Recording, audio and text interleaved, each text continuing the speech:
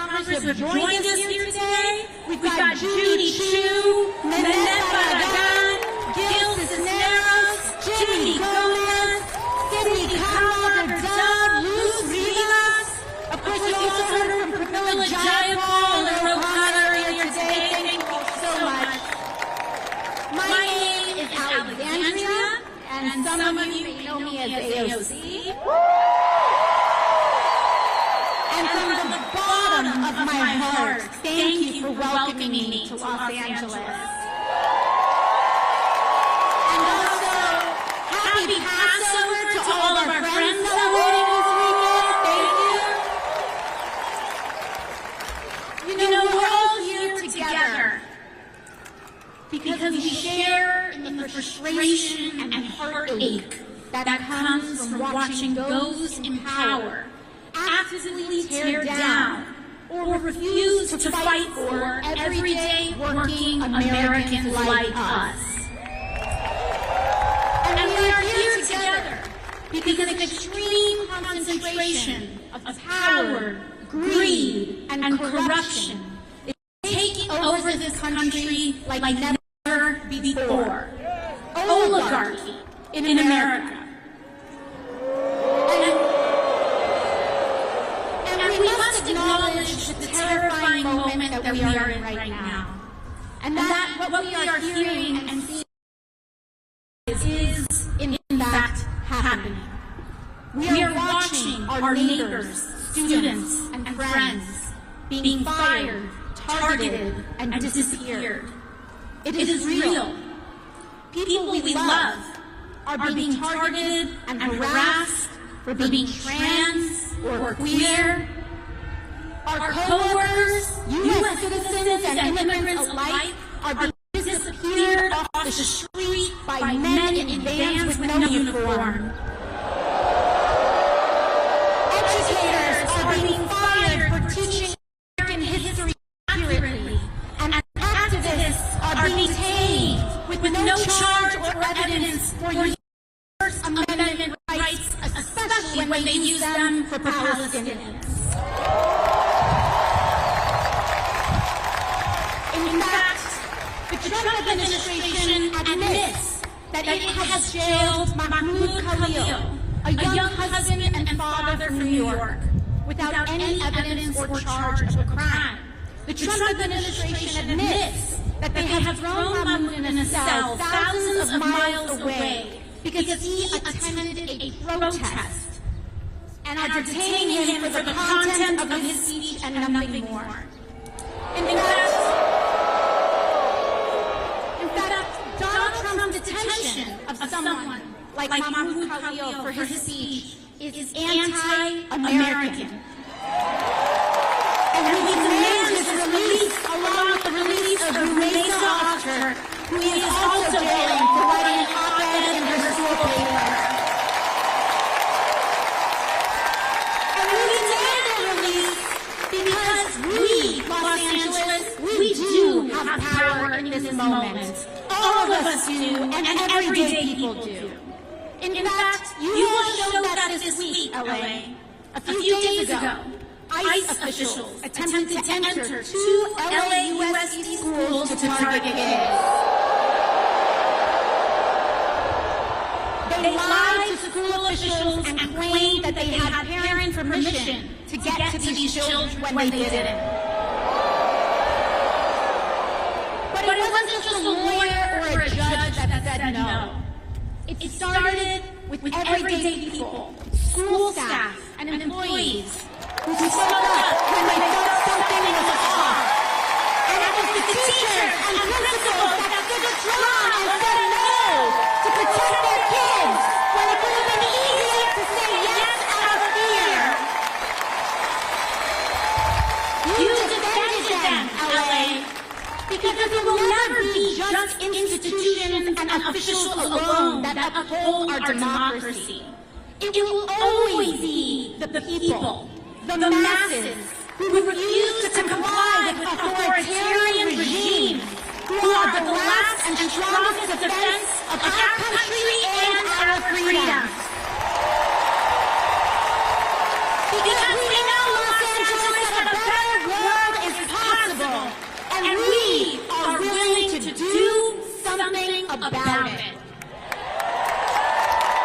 But to get there, we need to be honest about how we got to this place. Because this moment did not come out of nowhere. It has been a long time coming. The destruction of our rights and democracy is directly tied to the growing and extreme wealth inequality that has been building for years in America. It is not a coincidence that billionaires like Elon Musk dumped billions of dollars in this election to elect Trump. And I'll tell you what, he sure as hell doesn't do that out of charity. For years, we have known that our political system has slowly but surely become dominated by big money and billionaires. Time after time, we have seen and experienced how our government and laws are more responsive to lobbyists than to the will of everyday people. And we also know that the agenda of dark money to keep wages low and to loot our public goods to give to the rich is deeply unpopular with people of all backgrounds, all parties, and all places. Look at what Republicans have been quietly doing in Congress. They have been voting just this week to hundreds of billions of dollars for Medicaid and veterans benefits and Social Security, so they can take that money and give it to the billionaires who elected them in the form of tax cuts and sweetheart government contracts to companies like SpaceX. And you know who voted for that from California, by the way? David Valadao of California's 22nd, Young Kim of California's 40th, and Kim Carver of California's 41st. They know that that's not what you want. They know that it is deeply unpopular. They know that it hurts you. But they are not here to serve us. They are here to serve themselves, billionaires who have paid them, oligarchy.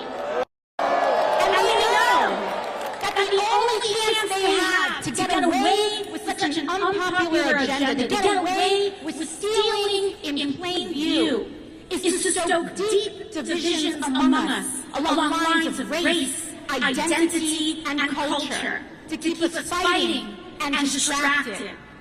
This has been the big money playbook, not just now, but for decades. And that is why Donald Trump is not an aberration. He is the logical, inevitable conclusion of an American political system dominated by corporate and dark money. And if we are here to defeat him, we must defeat the system that created him. Money in politics is the hands of oligarchy, Los Angeles. And we are at a crossroads. We can either have extreme wealth inequality with the toxic division and corruption that it requires to survive, or we can have a fair economy that guarantees health care to all for working people, along with the democracy and freedoms that uphold it. Oligarchy or democracy, but we cannot have both. Los Angeles, I've made my choice. We must fight the oligarchy that has created this nightmare. And that is why I have never taken money from lobbyists or corporations, and that's why I never will.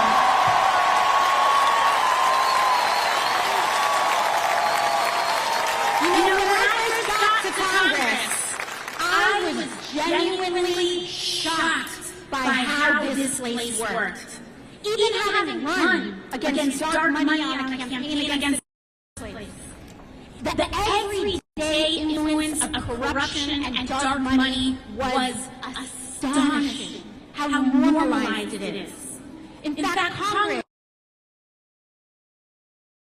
positioned itself to actually believe that it is normal for elected representatives who swear an oath to the American people to day trade individual stocks that make millions with the sensitive information that we are entrusted with for the purpose of governing. How can anyone possibly make an objective vote on health care, energy, or war when their personal money is tied up in pharmaceutical, oil and gas, or defense company stocks? They can't. You can't. And we saw this play out this week with Trump's corrupt and disastrous tariff scheme. I hope that we all see now that the White House's tariff shuffle here didn't have anything to do with manufacturing like they claimed. It was about manipulating the markets. It was about hurting retirees and everyday people in the sell-off so Trump could quietly enrich his friends who he nudged to buy the dip before reversing it all in the morning. Donald Trump is a criminal.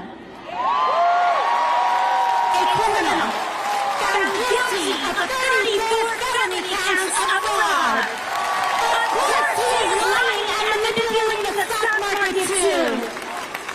He is at his best making himself, the billionaires who back him, and the members of Congress who trade with him rich. Not you, not me, not the people. And to be clear, I don't care what party you are, Democrat or Republican. I don't care what position one holds. Members of Congress and elected officials holding and trading individual stock is wrong, it must end, and we must ban it.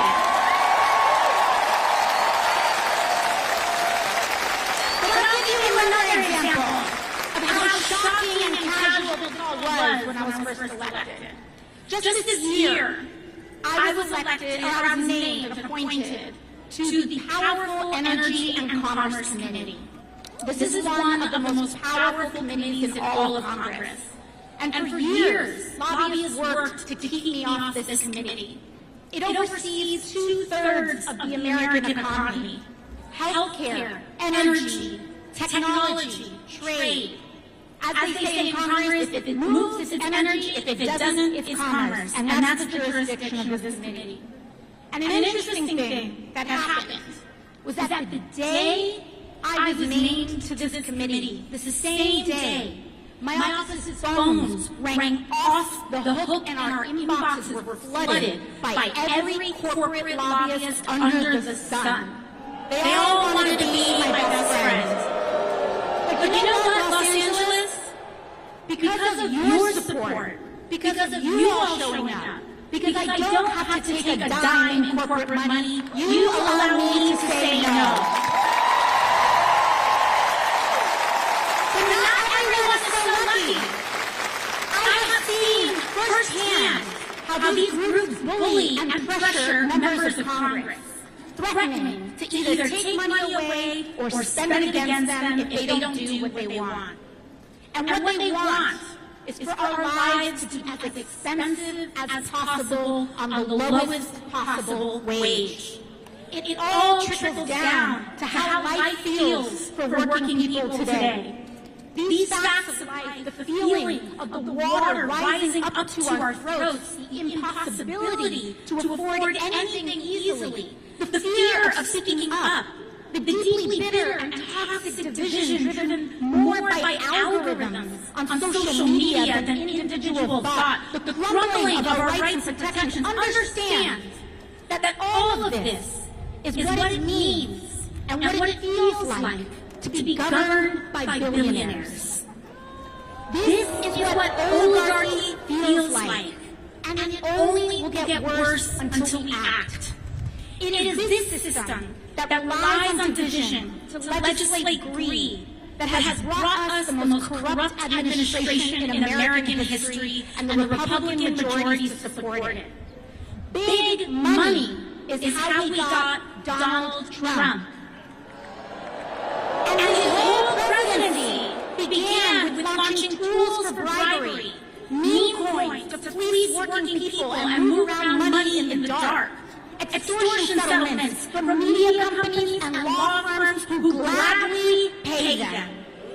The removal of duly elected on Inauguration Day, Donald Trump removed duly elected officials from the chamber in order to make space for who's really in charge behind who were the billionaires who sat behind him. They have one central economic mission: to make billionaires richer at the expense of the United States of America. And it does not surprise us that their first economic mission has been to target Medicaid, Medicare, and Social Security, to fire our federal workers, and fleece and abandon our veterans, so that they can hand that money off to the billionaires who are backing them. But this isn't just about the Republican attacks on working people, LA. We need a Democratic Party that fights harder for us too. And that means our communities, all of us coming together, choosing and voting for Democrats and elected officials who know how to stand for the working class. And LA, I want to thank you for working very hard and doing your best to try to make that happen. In fact, last month, when other Democrats caved, your senators, Alexandria and Adam Schiff, stood strong against pressure and voted against the Republican spending bill to cut billions for working people. In fact, all of your Democratic members of Congress and all of your members here today voted against that bill too. Defend them, LA, and don't stop there. I want you to look at every level of office around and support Democrats who actually fight, because those are the ones who can actually defeat Republicans. So folks, you know what that means. We have to start working now to give David Valadao, Young Kim, and Ken Calvert the boot and replace them with a brawling Democrat who will stand for the working people of California. But beyond elections, LA, our task is to build community. Block associations, volunteer groups, church organizations, PTAs, activist organizations, because community is the most powerful building block we have to defeat authoritarianism and root out corruption. This is the path to guarantee health care to every American, to establish a living minimum wage, to take on skyrocketing rents and mortgages, to tackle the climate crisis, and establish a country where the American dream is actually possible for all of us. I come from a working class family. My mom cleaned houses, my dad worked to start a small business, and they worked so hard just to make life possible, a little bit better for my brother and I. And when I was a teenager, my dad was diagnosed with cancer. He passed away before I was even 20 years old. And the rug was pulled out from us, all in the middle of the 2008 recession. So many of us live like this. One accident, one bad day, one piece of bad news away from our lives falling apart. We don't have to live like this anymore, Los Angeles. We need to stand with one another and stand for ourselves. And we might come from different places, but we share the same experiences. So to all who came here today unsure of whether this is where you belong, I want to say that you do. No matter if you have the right words to say, no matter your race, religion, gender identity, or status, no matter if you disagree with me on some things, But if you are willing to fight for someone that you don't know, you are welcome here. If you are willing to fight for working people regardless of who they are, how they identify, you are welcome here. Because here, everyone is valued. But we have here, everyone is valued. But we have to stand together. We cannot be tempted to turn in our neighbors or be fooled into thinking that we are really that much different from a trans kid who wants to get accepted to go to college and try to provide for their family. That we're that different from anyone who's not like us. Hate is a trap that sinks us all. And it is standing together without exception to reject division. That is the only way we can win. It's the only way we can win. So I hope you see that this movement is not about partisan labels or purity tests, but it's about class solidarity. It is about the thousands of you who came out here today to stand together and say our lives deserve dignity and our work deserves respect. No matter who we are here to make a sacred promise to each other. And our goal today is to commit to building the kind of country we all deserve. And we will make that promise. To take care of each other on our worst days, and to share in the successes of our best. Thank you so much, Los Angeles.